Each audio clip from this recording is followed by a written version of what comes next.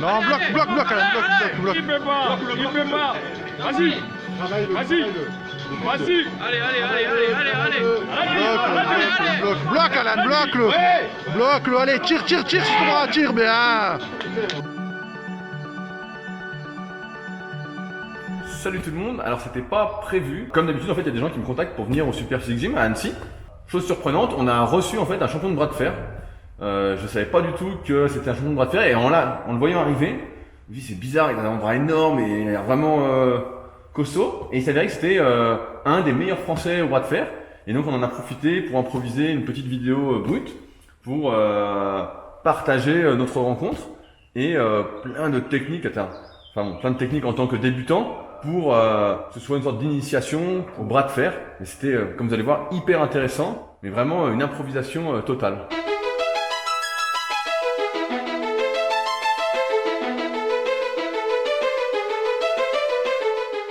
Je vais le fumer quoi. J'ai vu toutes les vidéos YouTube possibles et inimaginables sur la technique du bras de fer. Ouais. Et là je suis en compagnie d'un des deux meilleurs français.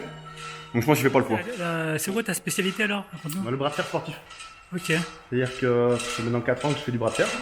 Et c'est une discipline qui forcément c'est une discipline de force, mais il y a énormément de techniques, d'expérience et voilà. C'est vraiment un sport extrêmement complet qui n'a rien à voir avec ce qu'on peut imaginer du bras de fer habituel qu'on fait sur un bar. T'as le bras de fer, mais C'est marrant parce que je regardais des vidéos il y a pas longtemps, plein de documentaires et tout.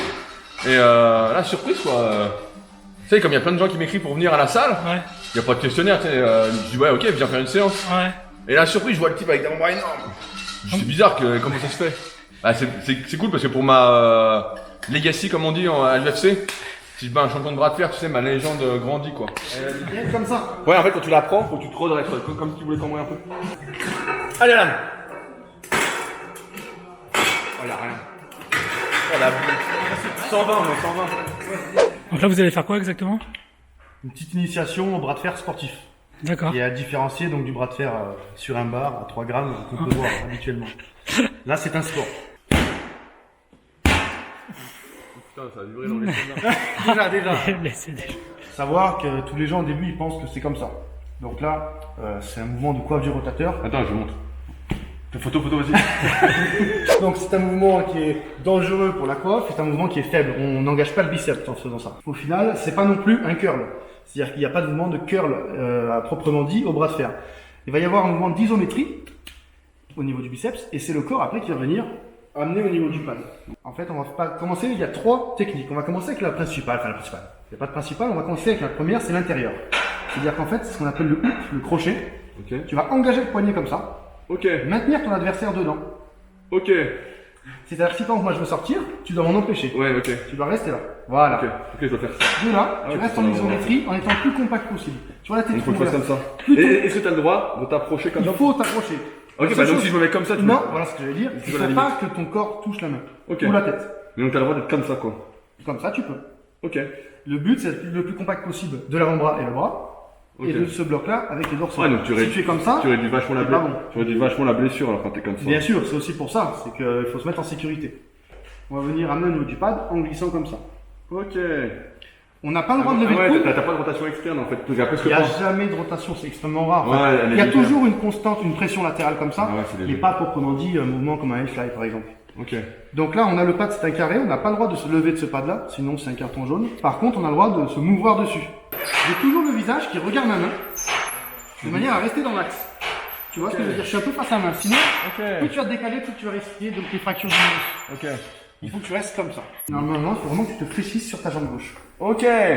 C'est vraiment. Ah ouais, Et il faut une ouverture de hanche qui est très importante à avoir. C'est-à-dire que si tu restes comme ça, tu ne pourras pas l'avoir. C'est un peu comme les sports de combat. Pointe de pied. Tu es ouvert. sur la gauche. Voilà. Vers là où tu vas aller en fait. De manière générale, on garde en tête que l'axe qui est entre ton épaule et ta main doit rester le même du début à la fin. C'est toujours un tirage en fait. À aucun moment c'est une poussée comme ça. Alors ensuite il y a une autre technique, c'est ce qu'on appelle l'extérieur, ou le top roll. Alors c'est l'inverse. L'extérieur, ça va être de venir décapsuler les doigts de son adversaire comme ça. Ok, ouais, comme tu disais tout à l'heure. Je fais une rotation de poignet, ce qui fait que ça lui ouvre les doigts. Donc je travaille sur ces doigts-là. Et en lui ouvrant, je lui empêche d'utiliser toute la force qu'il a là. Et j'ai plus qu'à finir comme ça. Ah ouais, là t'as aucune force. Donc là, c'est un combat de main, plus que de bras. De poignet. Non, mais j'essaie de comprendre, en fait, c'est pas assez facile, hein. La troisième et dernière technique de base, on va dire, c'est ce qu'on appelle la presse. Donc là, en fait, au lieu de faire un tirage avec les dorsaux et le biceps, on va faire une poussée. Donc, en fait, tu fais quoi alors? Les benchers, ils aiment bien faire ça. Alors, c'est difficile de le faire partir dès le début, mais admettons que je sois en hook. J'arrive là et ça bloque, ça bloque, ça bloque. Ok. En fait, je vais me décaler vraiment rapidement pour passer sur un travail de poussée. Ok, donc là tu pousses comment après? Avec le triceps, D'accord. je viens écraser Ok. comme ça. Comme au bras de fer, on entend souvent, oui, mais ils utilisent tout leur corps, c'est facile, ils trichent. C'est pas vrai, parce que si par exemple, on se met comme ça, j'envoie tout mon corps, je peux même être tracté par un bus. Si lui, il est plus fort, que mon biceps ne tient pas, c'est infusible. Il va péter, je vais m'ouvrir tout seul. C'est-à-dire que le bras de fer, oui, c'est tout le corps, mais la force du corps au total dépend du fusible le plus faible.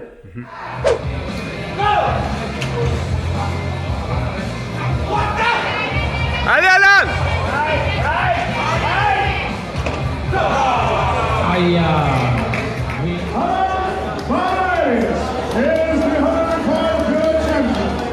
On va commencer des petits combats tranquilles. Ouais, bah ça je peux pas forcer, hein. Non, Tu vas non. pas te l'utiliser. Oui, je sais bien. Donc, pars sur la technique que tu le souhaites. Moi je vais faire ça. Voilà, donc en hook, parfait. Et après, faut. Descends sur ta jambe, parfait. Regarde vers ta main, vas-y, descends, voilà. Il faut savoir qu'au bras de fer, c'est pas que musculaire, c'est ça qui fait la complexité du sport, c'est-à-dire que il y a un gros travail ligamentaire et tendineux. Et du coup, les ligaments et tendons se travaillent pas comme les muscles. T'es trop costaud, Rudy. T'as du toujours eu des avant-bras comme ça? Non, non, bien sûr que non. Et on voit, voilà, des gros os quand même. Et Oui, ça, oui, ça j'ai fait 21 ici. de Ah, t'avais 21 de base. Non, non, j'avais 19, mais j'étais jeune, donc ça a dû continuer à grossir. Ok. Je peux pas dire. T'es à quoi? T'es au moins 42 là, non? Ouais, je suis entre 42 et 43, suivant la forme, la préparation. Ouais, là, Ouais, mais toi, t'as les veines, tu vois, c'est... J'ai fait des sports de combat, et quand j'en faisais un, l'autre me manquait et vice versa. Et au bout d'un moment, on m'a dit, mais il y a des mecs qui font du bras de fer dans cette salle. J'ai été voir, et j'ai adoré, parce que pour moi, c'était le mariage entre donc, le c'est- sport de force et le combat. C'est une salle. Maintenant, je vais aller en hook, doucement, et tu vas essayer de me retenir. Ok. Comme si tu voulais pas que je touche la table. Ok. J'y vais doucement. Putain, ouais, je peux rien retenir du tout. Ah, en fait, tu m'ouvres. En fait, tu vois, je t'ouvre le bras, c'est j'arrive bon. pas à rester compact et donc tu Ah, m'ouvres non. et là j'ai plus rien quoi. C'est ça, ah bah oui. En fait, j'essaie de rester compact. Compact. Oh, putain, ouais, tu m'ouvres en fait, j'arrive pas à rester compact en fait. Ah oui, non, c'est ça. C'est la finale. Finale du championnat du monde du Super Physique Gym. 1, 2, 3. Ah, il me laisse gagner le salaud. Non, non, je te laisse pas gagner, ça n'existe pas, ça, chez moi. Donc là, tu vois, tu fais une faute.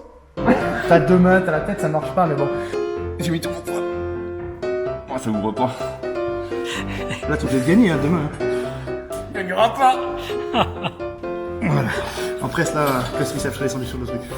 Ah, mais on sent la technique, on sent que. Ah oui, j'ai rien quoi. Moi j'ouvre tout, je tiens pas quoi. Une fois que je tape sur un point faible ou un truc, après, je t'annihile le reste de la chaîne. Voilà, c'est ça le bras de fer sportif, hein, c'est ça. Ok. Ça, c'est la tête de l'iceberg.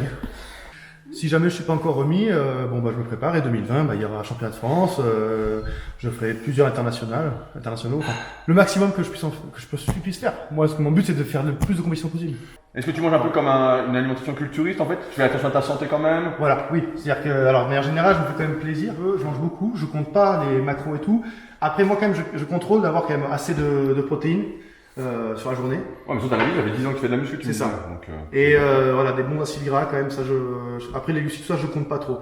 Je fais ce qui me plaît. Par contre, en période de préparation de compétition, je vais être beaucoup plus carré. carré sur vraiment, voilà, j'ai 5 repas dans la journée. Il y aura un peu d'acides gras, un peu de prot, un peu de trucs, tout le long. Je bois beaucoup d'eau. Je vais être vraiment plus sérieux sur les 8-9 semaines de préparation avant la compète.